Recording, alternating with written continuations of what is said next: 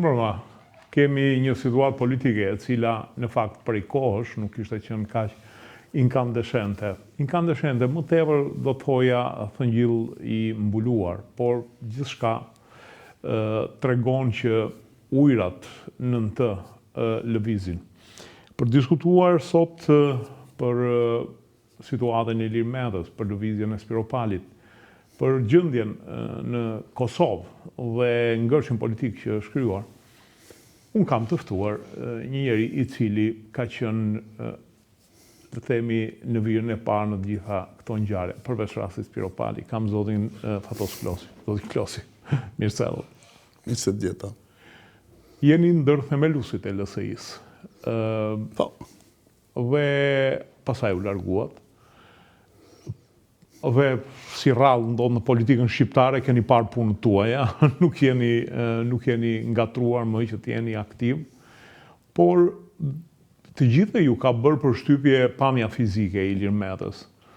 Unë doja t'ju pyesja juve, Ilir Meta i 2003-2004 është i njëjti me Ilir Metën e 2026-s, jo fizikisht, e kam fjalën.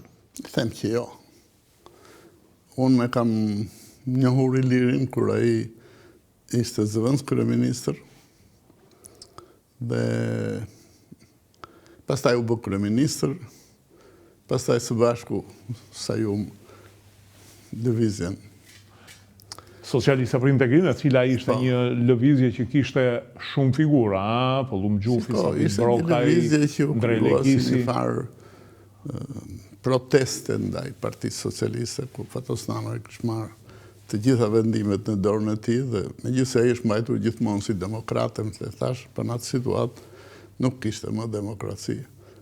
Ndodhi ai kongres që ai sa pas me vjen historia që na u duk vërtet shumë e tepërt. Ka përcim nga Ismail Qemali dhe Fatos Nano ishte në çikim madh. Se dhe Ismaili sa tha vetë, ja tha popullit. Jo, Ismailit ja kanë vënë në gojë ja e tij se e meritonte. Po.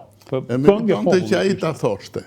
Pse se ka bërë vërtet mbase veprën më të madhe në historinë e këtij populli që ndau Shqipërinë shtet më vete. Dhe në ato situatat luftës ballkanike, ishte shumë situata ngatruar, që ai ka vërtet merita. Por Fatosi, dikush ja kishte shkruar atë se Fatosi Sulës besoi të shkruante, të përtac për këto punë. Ashtu. Si. Dhe e tha. Kështu që ne u ndam. Këto kanë qenë të gjitha. Pastaj, prap u shkëputëm dhe nga Iliri, kur ai filloi bëri koalicion me Sali Berisha. Atëre na gënjeu hapur. Një ditë përpara ne kërkuam llogari për të ndjerin Dritan Prifti se kishton, po që se gjërat nuk ecin, unë mund të vetë edhe me Berishën, thamë, por diti këtë punë, jo tha, s'ka problem, Dritani është emocional, tha. Të nesëm e morë vesh në televizioni. Për mua jo ka qenë ngjarje shumë e rëndë, ishim antarët e kryesisë gjë. Dhe unë e pyeta vetë dashur. Tha, jo, s'ka problem, tha fare. Dhe pas asnjë tha fare. Ishte shumë e rëndë. Bashkimi don, koalicioni. Justifikimi i tij ishte që po e bëj këtë koalicion se të s'mund s'kishim luksin ta çonim vendin në zgjedhjet e reja prap. Ishte një justifikim i qëndrueshëm. Është justifikim. Dhe së dyti, pati një lloj hile nga ana e Edi Ramës, i cili e luftoi në momentin e zgjedhjeve? Shiko, nuk Edi Rama natyrisht. Kuptohet, bëri lojën e partisë vet, ha? Po erdhi më vonë ai se sa hapësh problemi. Jo, e kam llafin në 2009-ën gjithmonë. 2009-ën është. Mirë pra. 2009 ai punoi për partinë e vet, po themi Iliri, dhe tregoi që nuk funksionon dhe me parime, po funksionon dhe me interesa, edhe të ngushta do të thonë, se pas parti e vogël ishin neve, interesat ishin edhe konkrete të njerëzve, pak njerëz ishin, nuk ishte një parti që... Po si ishin në tavën e pushtetit në Shqipërinë Gordë. Dhe historia më vonë tregoi që të gjitha ta njerëz që ishin afër Ilirit u bën ministra, më të tash. Dhe vazhduan pastaj. Pastaj me të njëjtën filozofi, ai në 2013 pastaj pranoi edhe një koalicion me Partinë Socialiste se e faqe. PD-ja do humbiste, do vinte. Që ja këpi pamjet, Iliri nuk ka qenë shumë konsekuent ose nuk udhëhiqesh nga parime, po udhëhiqesh nga interesa. Edhe këtë gjarët e fundit, tila qenë. Ajo ndjehu që situata po i rëçkiste në të kam, filloj të bëj gjestet çuditshme, se kuptuma, filloj të pinte një. Kjo ishte faktori kryesor, se çdo ditë ishte i pirë. Por së bashku me pijen, kishte edhe një delirë, domethënë që unë gjitë në përmale. Pastaj e rënd ishte ajo që bëri një demonstrim mes bulevardit si presidenti i vendit, mlodhi ca figurat të rëndësishme ishin ato, i bindi, nuk e di se si, me 2 mars, apo 3 mars, që ishte. Po. Dhe çuditëra të tilla, domethënë. Edmond Budinën mbaj. Filloi e tregoi domethënë me vepra që kohë të fundit ai nuk ishte më ai lirë që kam njohur unë, se kjo është pyetja që më bëret. Eksakt. Kishte ndryshuar shumë. Nga Iliri ka qenë për mua nga ata që kam provuar unë si kryeministra, se varesha direkt për tyre. Po. I pari Fatosnano, i dyti Panderi Majko dhe i treti Iliri. Iliri ishte më seriozi. Më seriozi, më këmbgulsi, duhet të harroje që Iliri të jepte një detyrë dhe më kërkonte llogari. Ata dy tjerë, Fatosi, ka qenë vërtet i papërgjegjshëm. Me Pandin unë nuk shkoja mirë, kështu s'm ka dhënë detyra. Kemi kohë pa u takuar dhe do doja t'ju pyesja tashmë të ndjerim Fatosnano. Çfarë vlerësimi ke vërtet si kryeministër? Dhe si personazh politik? Këtë kam thënë, si personazh politik është tjetër gjë. Personazhi politik nuk të fut në situata urgjente ku duhet merret vendimet janë më të ngadalshme, ai është mbajtur dhe unë them, është cilësimi i drejtë që është bërë si njëri që demokratizoi Partinë Socialiste, vinte nga një parti e punës, me të tjera rregulla, me të tjera tabiate që thot populli, dhe ai bëri një parti vërtet ku vendimet merreshin kolegjialisht, kryesia e partisë funksiononte, kisha kontakt, nuk kam qenë në atë kohë antar partie, dhe funksionoi. Si kryeministër, pastaj kryeministri është sigurisht një detyrë shumë e rëndë. Sidomos në një vend si jonë, një vend i varfër, një vend ku lufta politike është shumë e ashpër, çdo ditë dalin papritura dhe duhet marrë vendimi. Fatosi nuk ishte nga ata që ai merrte vendimin sigurisht, por asnjëherë seriozisht. Shifte aspektin më të kollajshëm për të. Kjo vlerësoi në fakt si shenjë tolerance. Si të duash e vlerëson. Unë më pyete për opinionin tim. Unë kam qenë gjithmonë papërgjegjshëm. Të papërgjegjshëm në vendimet që merrte. Thashë, kam njohur si kryeministër, nuk kanë kohën. Pastaj më vonë, natyrisht, kur unë u përplasa me të, fillova të shikoj edhe një miqësi tjetër, dhe në kryeministrinë e dytë, 2002-2005, pata rastin që ta shoh më mirë, edhe me tjetër sy. Unë kisha një zyrat shumë afër me shtëpinë e Fatosit. Dhe Fatosit delte në ora 11. Vinin ata rohet me makinat e në ora 9, siç e kishin lënë. Dhe shpërndashin në për ato kafet edhe pallat e Shodvare. Pastaj ai që ishte lart, i merrte në radio, shpejt se doli shefi, 11 dilte. Shkon kryeministri, 12 dilte e shoqja dhe pastaj e dinim që shkon te Rozafa për drekën, se tash. Nuk ishte nga ata që merresh seriozisht me çdo gjë. Ai delegonte detyra, kjo është e vërtetë. Unë e di që për shembull në kryeministrinë e parë, kur isha dhe unë në shërbim, kryesori ishte Kastrit Islami. Ai bënte punët. Fatosi sigurisht jepte opinione, vendoste, por pastaj mbeti në Amikdokles, më duket pastaj mbeti në Amikdokles, më duket në mandatin e dytë që ishte zëvendës kryeministër, Doklja. Doklja ishte zëvendës kryeministër, mos gaboj, në periudhën 2004-2005. Basë, Nuk e kam. S'keni qenë dhe tërë, po ka qenë dhe zëvëndës kryeministër. Në amiku. Okej, do doja një vlerësimin tuaj për Edi Ramën. Më duket se Edi Rama dhe Sali Berisha janë dy njerëz që janë kafshë puna në kuptimin figurativ të fjalës. Është e vërtet. Shpeshherë Edi Ramën e marrin për njeri mos përfill dhe artist, por unë të paktën kur kam qenë afër PS-s, di që ai fillonte punën në 5 të mëngjesit, 6 të mëngjesit dhe sidomos në fushata elektorale. Në këtë aspekt nuk mund të ankohet kërkush. Në 12:01 të natës. Nuk di hollësira, unë shoh në media që në mëngjes është në Bruksel, në drek shkon do një takim me, nuk e di, ushtarak. Të njëjtën që thonë edhe për Berishën që e hante bukën në zyrë, do me thënë një kafshë pune, edhe ai. Kjo ka dy anë. Një e para që është punëtor, që kërkon të kaloj të gjitha gjërat në duart e tij, do të thënë, por ana tjetër është duket si ka një farë mosbesimit e varësit. Nuk është e domosdoshme që të punosh kaq fort në qoftë se delegohen dhe sa detyra. Shikon, në ca raste mua më duket se ka deleguar më shumë se ç'duhet në fakt. Ka bërë ministra, por nuk.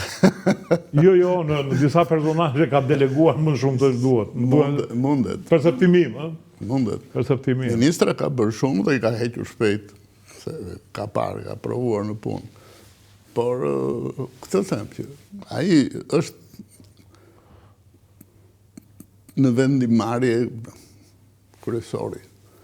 Patjetër. Dhe shikojmë, unë me kam zili, domethënë, për që ai ka idera. Ka shumë idera që Berisha ishte shumë punëtor, po Berisha zgjidhte të kush do dënohesh sot, kush do dënohesh sipër, e di se kam pasur një antar të familjes, ministër të financave. Dhe e di se që detyra i caktonte çdo ditë, filani do bësh këtë, do bësh atë. Do thënë, merresh me tjera gjëra. Kurse Rama vërtet ka plot idera, nuk është e kollajshme në një vend si joni. Jemi një vend i varfër akoma, praktikisht më i varfër në Evropë. Dhe gjërat kanë lëvizur. E vërtet është që Rama ka ide krahasuar sidomos me konkurrentët e tij brenda partisë dhe gjërat kanë lëvizur. Duket që dhe ekonomia funksionon, mund të ishte më mirë, sigurisht. E mira s'ka fund. Mund të ankohesh sa të duash dhe është normale. Por duke unë njësur si Tiranë, si që thonë, zotë le mbaje kështu se mund t'ishtë edhe më keq. Po në qoftë se bëjmë si Tiranësit, duhet të thënë zotë mbaje kështu se mund t'ishtë edhe më keq. Më keq. Sigurisht mund të, e keqja s'ka fund, si që dhe e mira s'ka fund. Është normale njerëzit të pretendojnë. Pse kemi 30 vjetë, ke parasysh se nisëm 35 fare, me idenë e çekut bardh, do bësh një mrekulli. Me që se bota me zi bristet të na bënte do. Se s'kishte një dashuri për neve. Pra. Profesor. Dhe tani duket që gjërat vërtet lëvizën. Nëse ka ndryshuar në gjë, ka ndryshuar në këto vitet e fundit. Po. Profesor, ka një... Nuk mbahemi, nuk punohet vetëm për të mbijetuar. Për të mbajtur, për mos... Për në më keq, punohet me ide. Pastaj thash, brejtëm, sidomos specialistët se cilin fushë në tyre mund të bëjnë plotëse. Profesor, kemi një vetofrim të Erion Brazës për kryetar Bashkia e Tiranës, ndërkohë Elisa Spiropali ka shkuar në një kurs për plasje me Ramën, paktën nisur nga statuset në Facebook. Mendoni që kanë kapacitetet për të kundërshtuar Ramën ose për të kafshuar një pjesë të elektoratit të Partisë Socialiste? Nuk e di për Elisën se ajo është relativt. Ai në fakt i tha, nuk dua të të godas se je një aset i PS-s, në fakt është aset i Ramës që e ka sponsorizuar. Ajo është relativisht e vonshme në PS. Nuk është me grupin mjaftën se thashte, natyrisht është vajzë ose grua, po duket edhe si vajzë. E shkatët dhe e zonja, nuk është e pa zonja, dhe ka arritur këtu ku ka arritur, por sigurisht me dashamirësinë e Ramës. Pse? Erioni i grupit kësaj ishte në bashki. Aje të regoj që punonte. Vërtet, Tirana ndryshoi. Po, edhe ndjehet mungesa e tij në Tiranë. Kurse kjo ka qenë më në hije, por mori Ministrinë e Jashtme dhe kjo u bë aktive. Në kohë fundit. Unë them mbase ky aktivitet ka qenë çik i tepruar, domethënë thonjë. Nuk e njoh situatën. Në erdhi keq, ajo është një vërtet aseti i PS-s, nëse do vazhdojë një konflikt se do mund zbutet orë. Do mit në keq, me thënë drejt. Kurse Erioni është tjetër gjë. Erioni është nga njerëzit më punëtor të PS-s.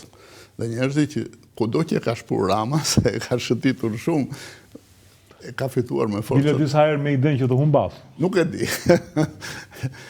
Po jo, se kanë qenë spostime një muaj përpara. Siko, mund të shkojnë në mend, po nuk e them dot që donte ta hiqte.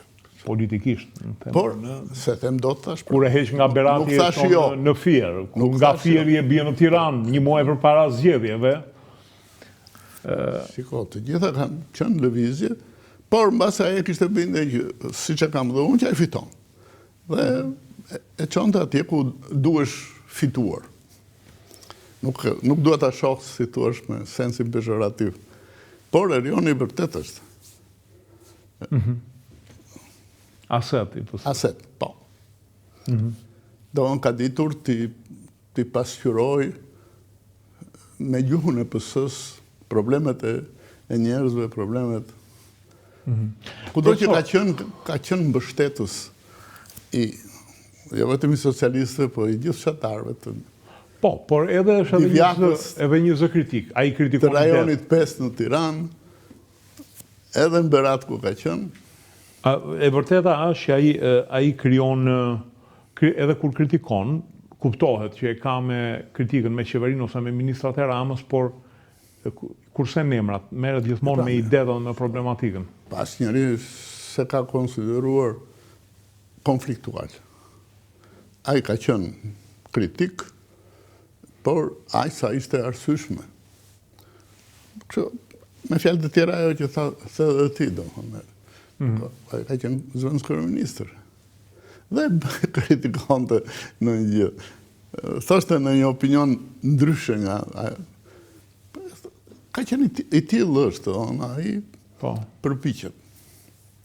Në qartë. Unë kam pasur kontakte shumë herët, kur ai ishte në ekipin e Ilirit. Dhe që atërëm ka pëlqyer, me thënë drejtën, si personazh. Mendon që mund të armiqësoj me Ramën nëse nuk e kandidon për Bashkinë e Tiranës? Apo se ka atë luks? Nuk e di. Apo janë njerëz partijak? Nuk di të them, tani këtë gjë nuk do më vinte mirë. Unë them që duhet kenë një marrëveshje para prakë. Nuk them dot si për t'isha unë Rama, do ta pranoja kryetar bashkie, me thënë drejtën. Por do doja që të kishin një marrëveshje që Profesor, duket sikur ka një Erionit mos i ngele shatrin. Ka një lloj problematike në radhët e PS-s, një lloj maisje për njerëz që nuk janë te torta e pushtetit ose që kanë qenë dhe kanë ikur, dhe këta mund të shfrytëzojë Spiro Pali për të bërë një masë kritike. Nuk e besoj.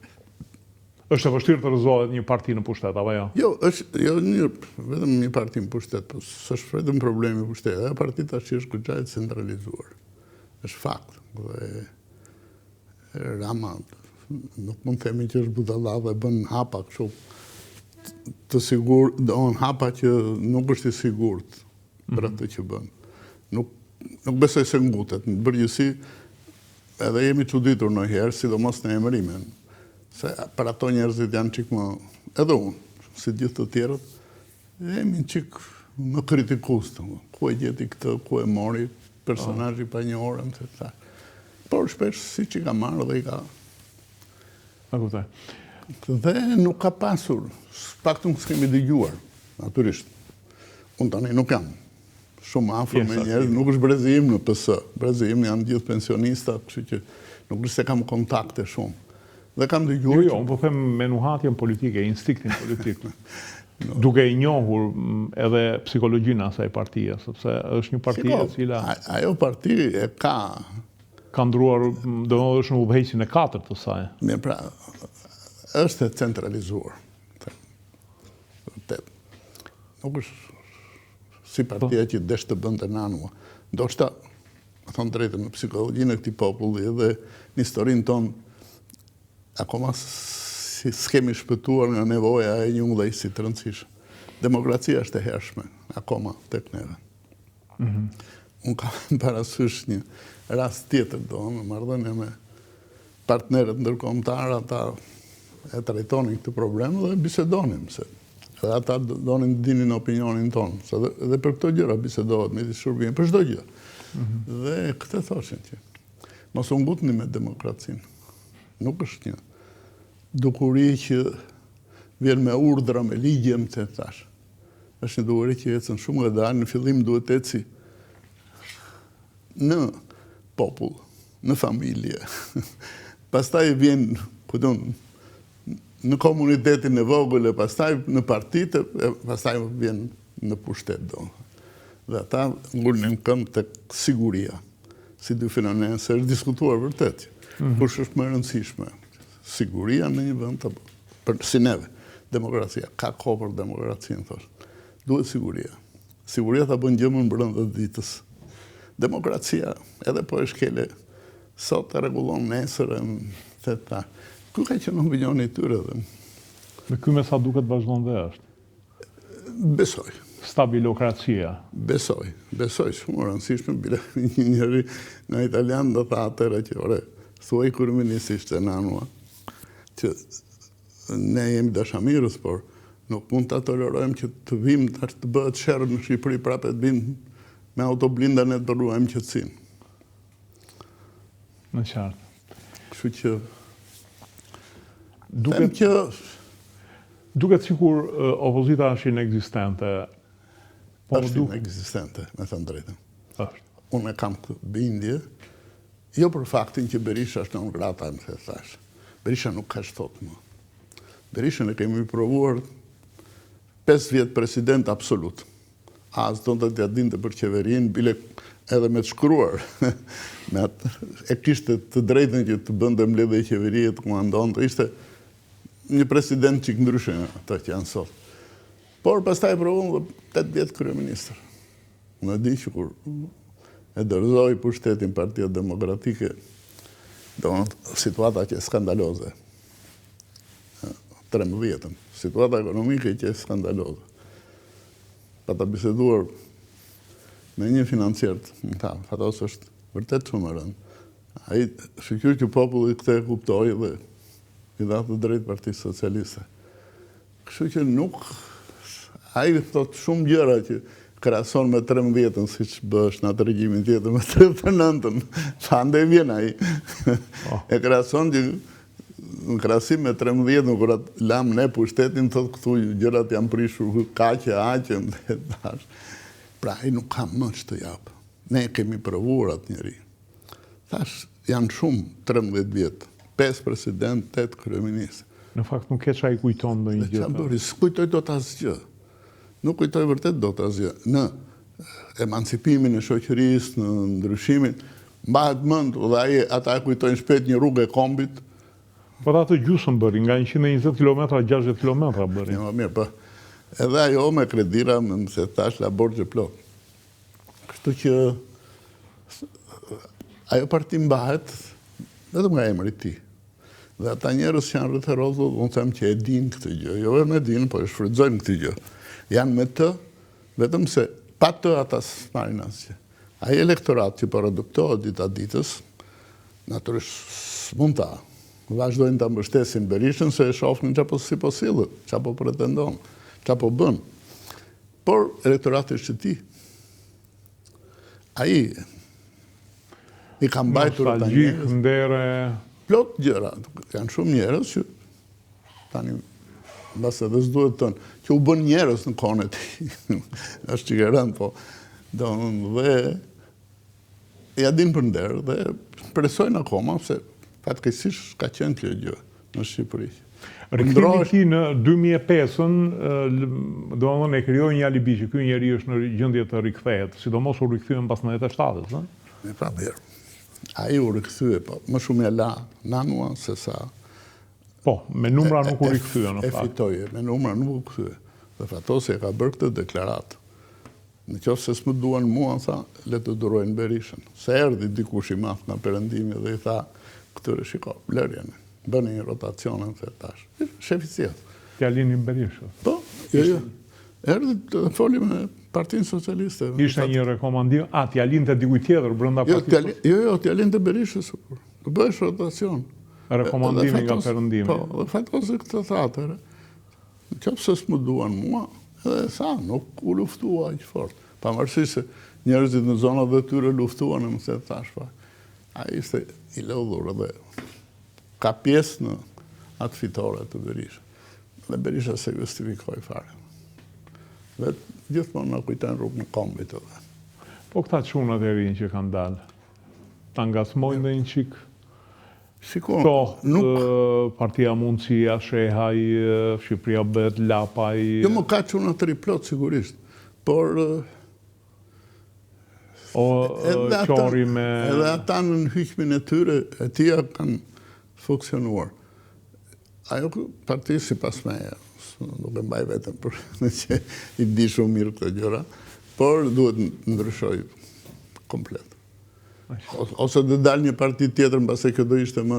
Po pra, këto partit e vogla që kanë dalë, nuk... Nuk e kanë aq kollaj. Nuk e kanë aq kollaj, se këtu është krijuar ajo filozofia që... I sigurt është një shtet ose me dy parti. Siç janë përgjithësi anglosaksona, do që thot avokati. Jo, e vërteta është që edhe LSI-a nuk funksionoi, pavarësisht se është mirë. Do më thënë u detyrua për mbjetesë të binte në pazaret e saj. LSI-a ishte një grup interesash, asnjëherë s'ka qenë parti. E nisëm, vërtet, me idera shumë të mëdha, nisëm me idenë që ne të korrigjojmë ato defekte që e largonin partinë e Fratostanos, Partinë Socialiste nga Partia e Majt, që bënte kompromise, që bënte... Kjo që e ideja e 2003-shit, 2004 pasaj u kriju, po qenë kongresin e 2003-shit, u pa përqarja.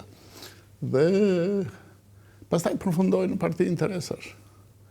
Në fillim u duk dhe normal. Çdo parti e re që krijohet në bazën e një filozofie ndryshe nga ata që qeverisin, ndryshe nga ata me cilët pëndahet, do t'i thot fjalë të bukura pa fund.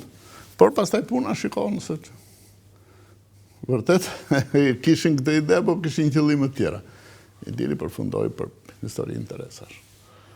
Profesor, keni qenë i lidhur me Kosovën dhe vazhdoni jeni i lidhur. Albin Kurti... Jo, tani e ndjek në situatë. Oke, ndjek pra, shpirtërisht e kam marrë. Shpirtërisht sigurisht. Albin Kurti e shon vendin në zgjedhjet e reja, sepse nuk zgjedh dot presidentin. Gjithçka thotë se nuk do ta zgjedhë, po nuk është se nuk zgjedh dot. Ai do që presidenti të jetë i tij, që gjitha pushtetet i ketë ai. Dhe i ka funksionuar praktikisht deri tani. E bën president e këtë zonë që ishte deri tani, se u largua nga LDK-ja dhe u afrua me Kurtin. Vetëvendosjen. Dhe tani që ajo guxoi të tregonte një prirje që paktë në politikën e jashtme, mund të ishte në çik aktive, nuk si pëlqeu dhe tani është i prerë fare që. Duket shumë qartë që ai do që t'i ketë të gjitha pushtetet. Dhe përdor tezën që është populli që më ka votuar. Unë se aprish do të populli. Po i duhen 15 vota që ta marrë. Gjithsej ai është 51% votave ka marrë. 51% është kufiri midis 51-shit 49-s. 49 është para tjetër. Pretendimi tim duhet të tepër, nuk e ka sensin e kompromisit, sensin e ndarjes të pushtetit. Të pushtetit. Nuk është në ndarje madhe. Ai ofron kryetarën e parlamentit. Parlamenti edhe këtu dhe atje dhe në gjitha vendet, speakeri që në ingles. Do është ai që menaxhon mbledhjet e parlamentit, ndonjëherë janë dhe zëvendësat që i lë ai, po nuk është se ka, nuk merr vendime. Presidencia ka ca vendime, edhe ajo nuk është figurë e rëndësishme në krahasim me kryeministin. Kryeministi edhe këtu dhe atje është bëgja e rëndësishme, por ka ca element në politikën e jashtme dhe ajo i shfrytëzoi këto element në firmosjen e ligjeve që aprovohen, mund t'i kthejmë mbrapa, po të krijoj probleme thash, më shumë se sa të ndihmoj. Dhe ai u bind nga kjo që tani s'duhet ta lëshoj atë vend. Se kishte u quajtën miq të mëdhenj, ajo bëri tërhoqi një grup nga partia, nga LDK-ja, kurse tani e ka bindë që s'duhet ta bëj këtë. Dhe se bëri. Dhe po lufton. Natyrisht nuk është politik për të mirën e Kosovës. As diskutohet fare. Është histori interesash e partisë tij. Edhe kryesisht e figurës tij që duket që e mban veten shumë të rëndësishëm, ka një lloj grandomanie, shumë të zot. Unë e kam e ke njohur? Më kanë jo, Albinin jo.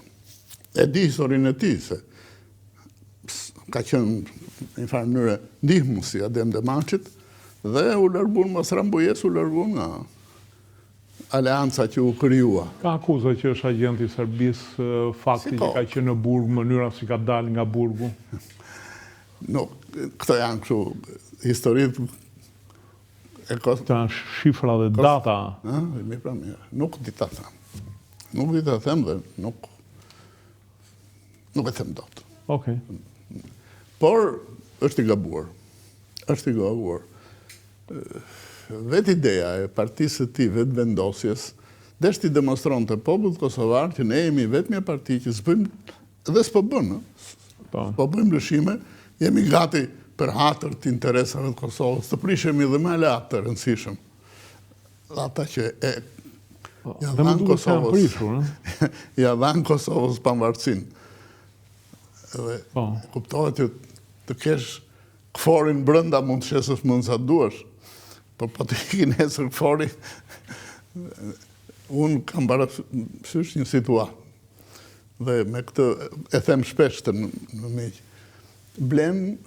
Bleu qeveria Kurti 2 dronë nga ata bajraktarët e Turqisë. Edhe thonë që janë dronë të mirë, edhe i sollën turqit në Kosovë atë në një aerodrom. Edhe vajti këy me gjithë ministrin e mbrojtjes në kohës, ishte një djalë mirë, atë e kam njohur. Dhe vuri dorën në njërin nga ata avionët dhe tha që këta janë hapi parë fillimi i historisë aviacionit Kosovës. Gjithmonë atë kuadrin e propagandës, nuk kaluan vetëm 20 minuta. Komandanti i forit, që ishte një gjeneral italian atë, bëri një deklaratë. Hapësirën ajrore të Kosovës e kemi neta. Kështu që ata avion mund të ngrihen vetëm me lejen tonë. Mund t'i përdorin për punë tjera dhe apo jo. Vetëm 20 minuta. Nuk është autonomia vërtet. Ai këtë po shfrytëzon. Që marrëdhëniet me ndërkombëtarët kërkojnë që Kosova të kalojë ca kohë të bëhet shtet vërtet i pavarur edhe funksional. Ndërkohë që ai ka fituar vota tamam me këtë filozofi që jo, unë nuk i pranoj këto kompromise. Ne duhet jemi të pavarur, ne solidariteti i popullit, harrova një fjalë që e përdor shpesh ai. S'ka gjë, e themi rrugës. Dhe me këtë ka fituar. Bile unë nga një herë, jo me të keq, për kam thënë, shiko, gjatë luftës, shumica e popullit kosovar nuk ishte UÇK. UÇK-ja ishte grup të rish që idealist, sigurisht, të një parti të madhe krijuan lidhjen në Zvicër dhe guxuan të fillojnë luftë me ushtrinë jugoslave që ishte një nga ushtrit më të fuqishme në Evropë. Nuk ishte kollaj. Dhe historia e kryengritjeve të popullit kosovar, kryengritje, të njëshi që bën student, ka qenë e sukses. Ata ishte vend i madh, vendi shumë i madh, kështu që dhe populli, e kam nga ata, nuk se kam qenë në Kosovë, kishte plot raste që ishte një çike trembur, do na diqni, do na bëni kështu, do na bëni ashtu, sidomos qytetet nuk ngatruan fare. Dhe tani që erdhi pavarësia, është merit e UÇK-s, po dhe natyrisht partnerëve ndërkombëtar që e quajtën politikën e Miloševićit skandaloze. Donte të bënte pastrime etnike, atëherë filloi. Pastaj në Rambuje problemet në një farë mënyrë u bën më të qarta dhe ajo pjesë e popullit, që shumica që se për krahë, do thonë, e quante të rrezikshme që të bëhesh luftën therta, tani janë me Kurtin. Ata duan të korrigjojnë një çik nga sjellja e tyre që u tregon me nefergist gjatë procesit të luftës dhe tani i qenë që po, ne jemi me vetë vendosje, ne tolerojmë më të tash. Edhe historia vetë Kurtit është. U larguan ata mbas Rambujes nga UÇK-ja. Ishin Adem Bemaçi ishte zëdhënës i UÇK-s, ishte personazh i rëndësishëm. Iku dhe ky nga mbrapa. E dëmshme për Kosovën e gjithë kjo krizë? Absolutisht e dëmshme. A mund të çojë në një rishikim të statusit të saj? Jo, tani ka rrjedhur shumë ujë dhe nuk besoj. Nuk besoj se mund të rishikohet, se nuk ka status. Tjetër veç të pavarët. Po mos jetë pavarësia, që do jetë një republik brenda Serbisë, s'ka në mes. Po tërheqja amerikanëve, trupa Trump i ka kërcënuar me tërheqjen e trupave. Amerikanët e dinë shumë mirë që shqiptarët në këtë rajon janë aleatët më të mirë të tyre. Dhe një nga arsyet pse jemi kaq shumë aleatë është dhe ndihma që dhanë për shërimin e Kosovës.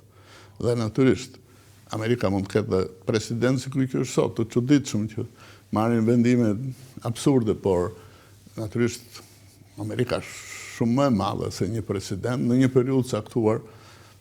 Edhe një president mund tolerohet bëjë ca gjëra, por jo për shumë gjatë.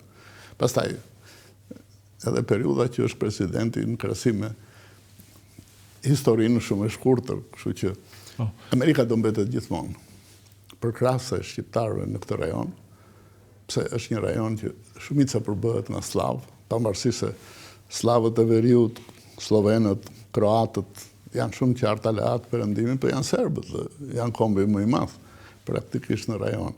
Janë dhe maqedonasit që për interesat tyre herë janë me serbët, herë janë me perëndimin e më tash. Janë edhe grekët që për shkak të ortodoksisë kanë një lloj afiniteti. Tjetër elita e tyre, por një vend perëndimor për shumë vitesh. Pavarësisht se është shumë e kujdesshme në problemet e raporteve me fqinjët, me kufirin. Unë kam dëgjuar dhe më ka pëlqyer kjo që Greqia krahasim me kufit e 823-shit, kufit e pavarësinë është 3 fish më e madhe. Sot 3 fish. Dhe ku i ka marrë ke fqinjët, se nuk... Pra, dhe ajo vazhdon këtë politikë. Ideja Vojëroj Pirit është tamam. Në vazhdën e kësaj politike, po tani me mjetet tjera. Nuk mund thumë që duam, po tani kërkojnë që të drejtat e minoritetit grek të mos shkelen, kanë marrë sebeb nga pronat e Himarës, e quajnë Himarën minoritet. Pra, sigur të janë 2000 veta ja. Amerikanët se këtu e kishim llafje. Amerikanët nuk do ta lënë në balë të Kosovën, pavarësisht se natyrisht nuk kanë shumë dakord me vendimet e kryeministit. Po këtë filozofi që thash unë, që presidenti atje ndron, edhe në Kosovë, kryeministi nuk do rri shumë kohë. Dhe thash, vendimet e mëdha nuk merren nga ngjarjet e rastit. Nga inatet e ditës. Nga inatet e ditës, të jere shkurt. Kështu që, por është e gabuar. Politika e tij është shumë e gabuar. Këmbgulja, thash me ja thanë edhe dje në parlament. Ore 51% votave ka marrë. Dhe kërkon 100% pushteteve. Nuk është normale. Duhet të ketë parasysh këtë gjë dhe nuk e ka mallin që ndaj pushtetin. Ore tjetë më tolerant në marrëdhëniet me partnerët ndërkombëtar, më i kujdesshëm që hapet. Vajti zgjodhi 4 kryetar bashkish që u mbyllën në zyrat e tyre, ju çonin bukë dhe ujë njerëzit, edhe ç'a fitoi. Ajo që një absurditet, dohon. Unë kam shkuar dhe më larg, kam thënë, ore, kush ja u la ato 4 komuna kosovarëve? Ti tua. Për herë të parë atëherë është definuar kufiri i Kosovës dhe i la brenda tamam për sherr. As gjermanët që bën atëherë Shqipërinë e Madhe nuk ja lanë Mitrovicën Shqipërisë së Madhe. Ores. Janë, shumica, po them 90% brenda, 90% e popullsisë është serbe. Dhe ke parasysh që Serbia, kanë qenë me Serbinë, janë ndarë për saj, kështu që nuk është një fenomen i pëllajshëm. Prandaj duhet vërtet shumë kujdes në atë punë. Ishte ajo teoria u hyrë e gabur, shkëmbimi territorëve, mbase mund të ketë qenë gabur, s'jam në gjendje të bëj analiza të tilla, po po sepse ti doja kur java këtë bëri, do me thënë, Serbia në atë kohë kërkoi për shembull dhe Bujanovsin se do kalon te korridori 10 dhe i duaja që mos kishte hund Kosova në atë punë. Edhe për faktin që Kosova të mos ishte etnikisht e pastër. Po. Edhe kjo është shumë e rëndësishme. Për mos krijuar një unitet etnik. Absolutisht, dhe pastaj do kishin drejta më të mëdha, e thoshte dale, se keni edhe plot serbat e brenda. E vërtetë është. Kështu që, për ta mbyllur këtë pjesë, po gabon në rënd. Po gabon në rënd, por thash, po shfrytëzon faktin që ka shumë kosovar që idenë vetëvendosjes, idenë guximit për të kundërshtuar pazare, i quajnë ata të perëndimit, që nesër mund bëjnë një pazar me Serbinë, larg qofte më të tash, po e shfrytëzon ai dhe ka marrë botat. E qartë. Profesor, ndërkohë gjyshi për ish komandantët e UÇK-s po vazhdon pa fund. A është gjysh skandalos, është vërtet gjysh skandalos. Ata u detyruan ta pranonin këtë. Dhe këtu ndërkombëtarët mbase nuk e vëran shumë mendjen. Me siguri dhe nuk e besonin që gjëja do përfundonin kështu. Se tash ti pe plot personazhe të rëndësishëm amerikan të kohës, jo këta sot. Dolën dhe deklaruan hapur që kurrë ju ka vajtur mendja që UÇK-ja mund të ishte organizatë terroriste ose kishte një filozofi për të zhdukur kundërshtarët fizikisht etc. Popullsinë civile. Kështu që ajo gjykatu aprovua se këta kishin shumicën në parlament kur e aprovuan. Këta e aprovuan. Hashimi ishte president, PDK-ja kishte shumicën në parlament dhe e aprovuan. Me bindjen që thanë, do bëjmë një gjykat për të demonstruar se kam qenë. Jo pjesë e asaj, po kisha plot njerëz brenda dhe i kemi diskutuar 100 herë. Si e aprovohet? Na bindoj që do jetë një gjykat e drejtë, një gjykat që më shumë për të treguar botës që nuk ka ndodhur kjo gjë. Ndërkohë që këtu u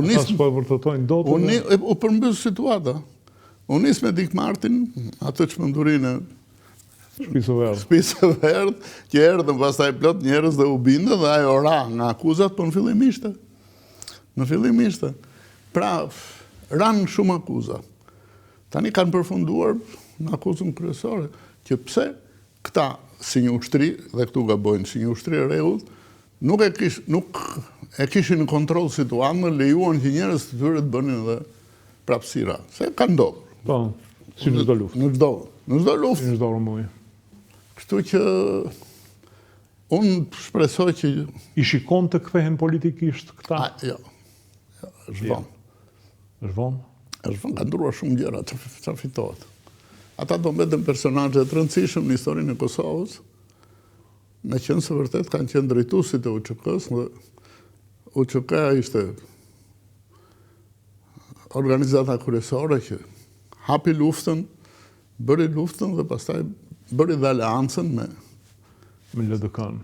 Me partnerët ndërkombëtarë kanë fjalë. Jo, më thash për qeverisë. Se unë ato njoh.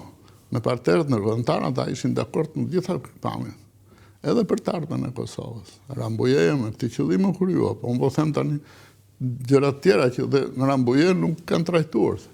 Por ata kanë qenë dakord në të gjitha aspektet, edhe të një Kosovë të ardhshme.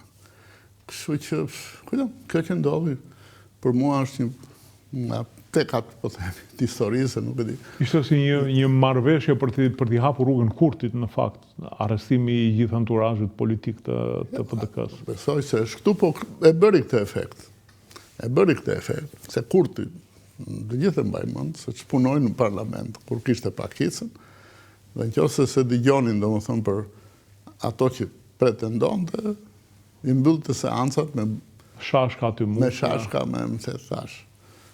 Mirë po, Në fakt, ishte e mundur që mos krijojë kjo gjykat, profesor? Mos ta krijonin, mos ta votonin. shiko, mund mos ta votonin. Sigurisht. Po ishte kërcënimi që do krijohej nga... E vendosi parlamenti kosovar këtë gjykat, pa diskutim. Nuk ka votuar ndonjë tjetër, janë vetëm kosovar. Por i bindën duke... Jo, kishte edhe një kërcënim që do ngrem një gjykat të Kombeve të Bashkuara dhe aty do kenë ndihmë rusë. Jo do ngrem. Kombet e Bashkuara, kur rusët janë të rëndësishëm, mund ta bëjnë të njëjtën gjë. Dhe atëherë kurse po ta bëjmë neve do jetë një tjetër gjë, do të shikojmë gjërat më racionalisht, me më pak emocione, më se tash. Po ta bëjnë Kombet e Bashkuara, nuk është në kontrollin amerikan, pavarësisht se ata kanë vetëm atje. Por kështu u trajtua problemi. Por kryesore është kjo që u dha, se thua, siguria që kjo do jetë një gjykat serioze, një gjykat që në fund dhe mund demonstroj që akuzat nuk funksionojnë. Nuk e di që janë probleme të brendshme të njerëzve, të prokurorisë speciale apo edhe të gjykatës speciale që e quajnë në këtë gjë. Pse se nuk e di kush e kontrollon tamam atë gjykat. Tashmë shumë enigmë është kush e kontrollon atë gjykat. Fondet kryesore i merr nga BE-ja, sigurisht. Por është gjykat e shtetit kosovar. Po duket sikur edhe Kurtit po ja ka qefi të vazhdoj ky kalvar. Nuk e them dot, më thënë drejtën se. Shiko, Kurti ka shumë gjëra të hapura që mund ta kritikosh dhe mund të thuash që nuk po punon për Kosovën. Mos i shtojmë dhe në një gjë tjetër që se. okay. Është ide që mund t'jetë e vërtet, nuk po e mohoj, po nuk kam, si thua, guximin ta them që Kurti praktikisht po e dështon tash. Nuk e tregova kot atë historinë e generalit italian ta. Mbajni aty dhe ata nuk ngrihen pa lejen tonë. Ai po krijon idenë në popull dhe me këtë ka fituar. Që unë jam i vetmi që do ta bëj Kosovën vërtet pavarur. Kjo Kosovë që kemi sot është e varur nga tekat e amerikanëve, nga këto, nga ato, duhet i pyesim, ta bëjmë, mos ta bëjmë. Ndërkohë që s'ka bërë ndonjë gjë të madhe më tepër. Kosova nuk është një vend i pavarur. Është një rezolutë Këshillit të Sigurimit që ka vënë pikat kryesore të funksionimit të saj dhe nuk thot pavarësinë asgjë kundi. Kosova akoma është pjesë e shumicës së organizatave ndërkombëtare, më se thash, në sport e kanë pranuar në çik. Edhe në Parlamentin Evropian nuk funksionoi, urojmë që të bëhet së shpejti. Kështu që këtë duhet të ke parasysh. Po populli thot ky e bën dot. Ky e bëri të pavarur, dhe atëherët e lanë në mëshirën e partnerëve ndërkombëtar. Do vazhdoj si territoret palestineze që bota i njeh, po jo. Mos. Jo. Jo. Kam frikën e përfundimit Jo. në një situatë. Nuk kthehet mbrapsht asgjë nga këto. Puna është që do zgjas kjo periudhë. Me këto që po ndodh në parlamentin e Kosovës, edhe mund të lodhen dhe ndërkombëtarët. Po jo që të kthehet mbrapsht. E kuptoj. Shpresojmë. Profesor, falenderoj për bisedën. Nuk e di nëse i arrit ato që deshe, po unë çfarë mendoni? Faleminderit. Si gjithmonë ju rikujtoj të bëheni pjesë e kanaleve tona në YouTube, Dritare TV dhe të kanalit Rudina Xhunga, të na ndiqni. Biseda me personazhe të rëndësishëm dhe historik do jenë gjithmonë prezant tek ne. Ju falenderoj dhe natën e mirë.